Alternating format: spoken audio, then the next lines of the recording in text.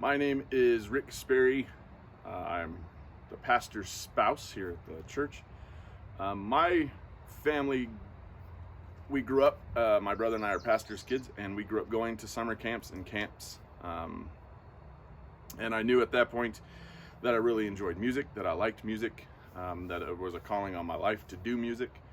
And so I had just reserved that I was going to do those things, and camp really fed into that. And growing up in the early 90s, mid 90s, going to camp, we always got to listen to rock and roll and major Christian songs like DC Talk and Audio Adrenaline, and I really fell in love with that music. So I started to do worship with the youth groups and the young adult groups, and I always thought that's what I would always do.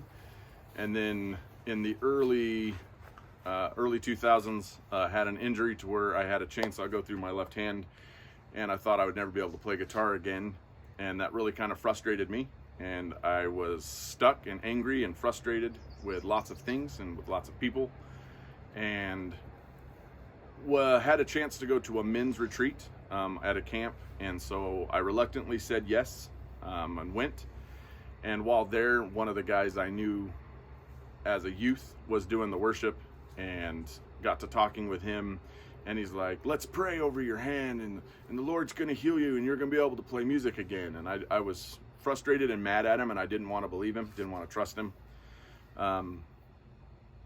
But I went ahead and let him pray, and I was listening to him. And then that night he did music, and one of the songs that he did was "Strength Will Rise as We Wait Upon the Lord."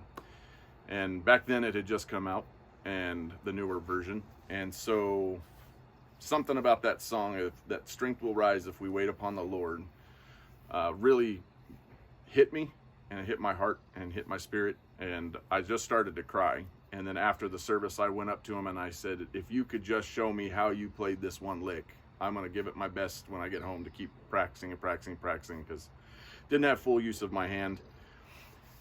And he showed it to me, and I have a pretty good memory, so I just sat there and memorized it.